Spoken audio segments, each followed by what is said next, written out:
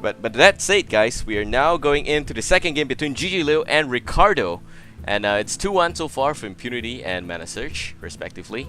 We have Rickardo taking the bottom half of this board, Leo representing ManaSurge taking the top half, and that said, well, it's going to be Paladin from Leo because he won against the Warrior, but what do you think Rickardo is going to be playing next? Oh wait, you know that already, right? So you can say that now. I know. And this is a great choice. This is what my gut feel. I thought you were going to ask me, what do you play against this Paladin? And would definitely be it. But it's going to come down to the draw for sure. This is a Warlock deck that looks very similar to the one popularized by Kolento, who's probably the best ladder player in the world. Kolento, if people don't know, is a Russian player who... that draw isn't the best, by the way, for Rickardo. But it's not too bad that it draws a 1-drop straight up, so that kind of saved his bacon a little bit there. But yeah, Kolento, who popularized a deck very similar to this, hit top 25 on all 3 major servers last season. So that's bad. Double Soulfire. That's the worst case scenario. It can be really bad, but it can be good too. We'll see. Drawing the Mortal Coil, and then that's a lot of removal potential he has to control the board early and then later on as well. If he gets a 2-drop from the Mortal Coil, and he does, that's a great start. But he only just got it by the skin of his teeth, you know. But an in's an in. Yep, he gets the Dire Doggy, very nicely done there. And Leo, looking at his hand, he doesn't have any answers this time around. He does have Consecration, but that's going to take one more turn there. He's going to coin out the Twilight Drake. And he does have Guardian of King... Sorry, a Guardian of Kings, Eldor Peacekeeper, Sylvanas Windrunner, and a Earthen Ring Fuss here. I see. Yeah, look, he's got 2 options. Does he go for a Blood Knight Growth, or does he try to remove the thing on the board straight away? This is definitely a matter of who's got board presence at all times. So it's investment versus a fast burnout strategy. You can go either way. I'd probably go for the bubbles though. Yeah, I would go for the bubbles.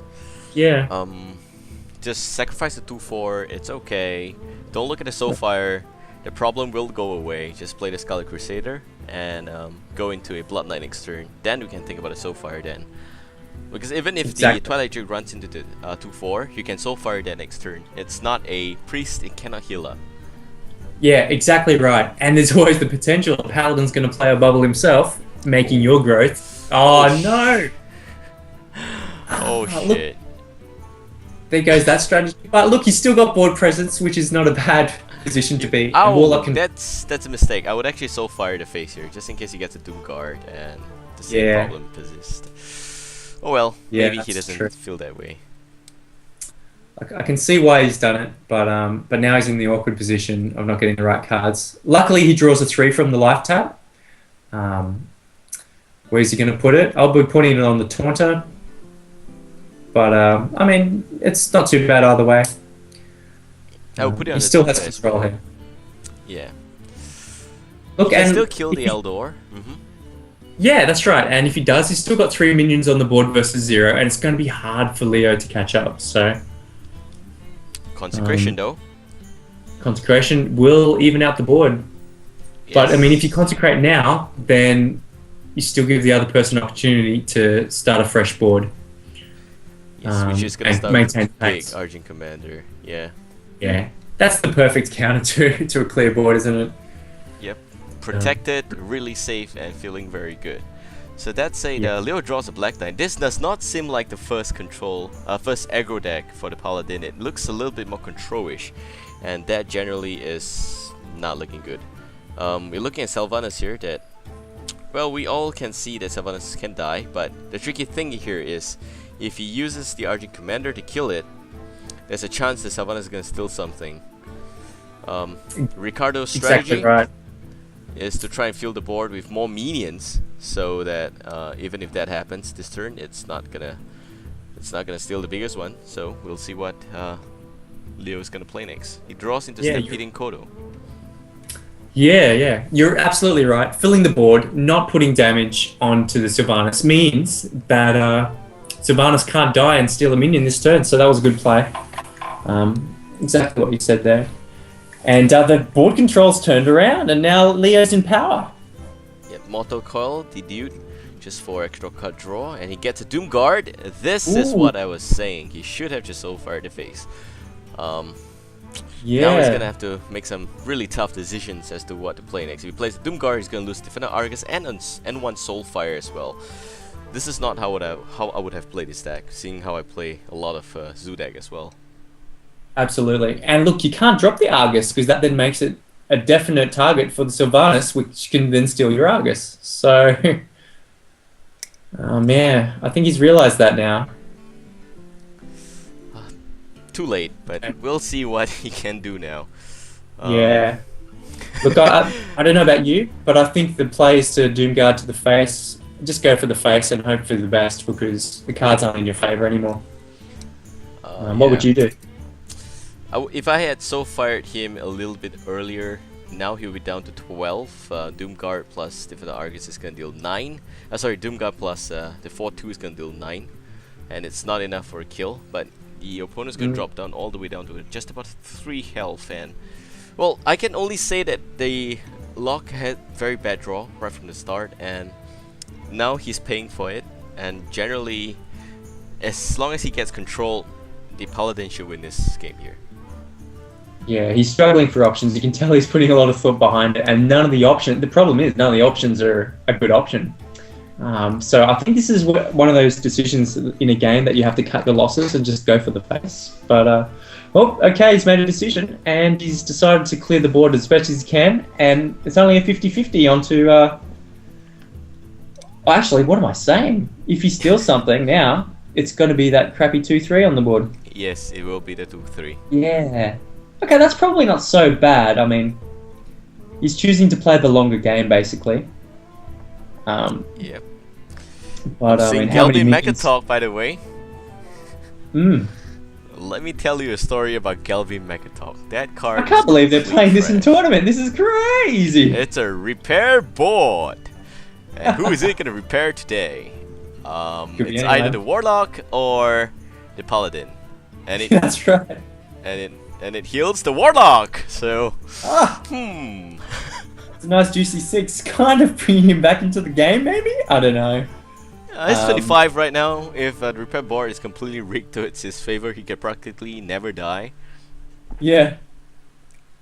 So there's a few options here.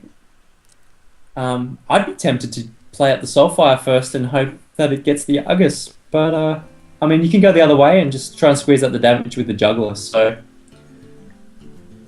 I don't know. I think he needs to remove things off the board, seeing his presence is 0 to 4 on the board right now.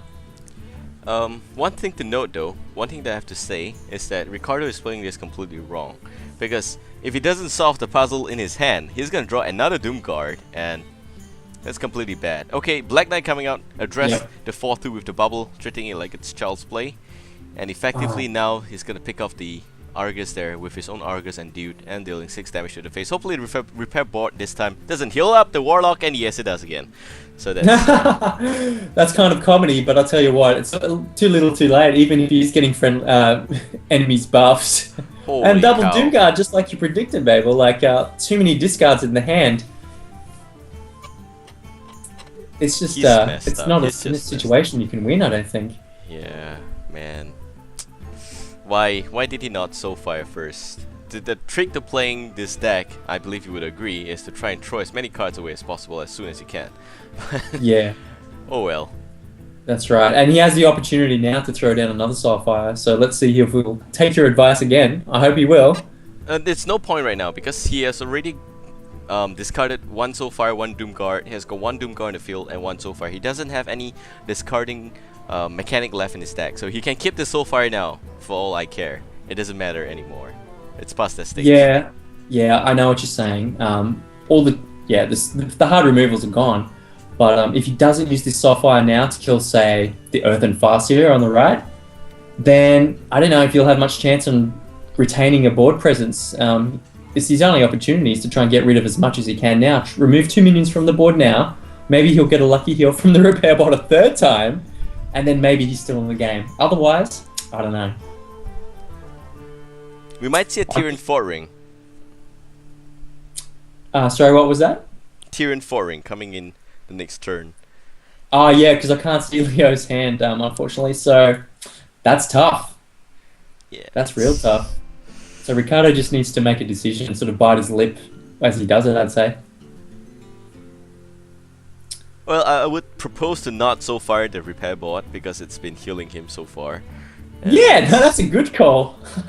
it's the only thing that's he's got keeping him more- alive. Yeah, totally. Look, he's got more to gain from it by keeping it on the board. Yeah, and that's the play I would have done as Rickardo as well. Again, I think it's too little too late. Yes, and now we're looking at a variety of options here for Leo. He can play through in 4-ring or even a True Silver Champion that he just top decked. Killing the 5-3 is going to be pretty tricky. I will not hesitate to use the True Silver Champion to pick off the 5-3, seeing how he's got one Guardian of Kings in the hand, but he's going to in fact sacrifice Galbi Make a Talk here. Not really sacrifice because Galbin's still going to be alive, but oh well. Yep, no, that's a fine way to play when it's just maintaining board presence basically, and not giving the opponent any opportunities to. The more things you've got on the board, in this kind of situation, that's just how you secure the win. So he's played it well. This is pretty much a GG. We'll see what he life taps here, old Rickardo, but Yep, it's not going to save him. yeah, 2-1 drops is not going to help, unfortunately. Yep, and that's it. We are now looking at a complete 2-2. Leo tying it up here for Team ManaSurge. Yeah, and I have to say, he did it, and he also mana healed his opponent twice for 12 in total, so that's kind of styling. Yeah, it is. It's crazy. So that's it. Rickardo is currently out of the competition, and wow, what do you have to say to that? Well, man, it's evens, and I didn't think it was going to play out this way, especially after such a strong start from Rickardo. It'll be interesting to see. What do you play against that kind of a Warlock deck, or even who knows? I mean, that could be sideboarded out for a handlock. It could be a Murloc Warlock, right? Sideboarding rules allow that in this tournament, right? So it's really, really hard to play against Lock. It's probably the hardest class to choose against. You come up against a Lock on ladder, you don't know what you're coming up against. It could be one of those 3 decks. It could be any hybrid of anything, really. So they're in a tough position now. And who do they pull up as a player as well? I'll put that ball in your court. You know the players better than I do, so...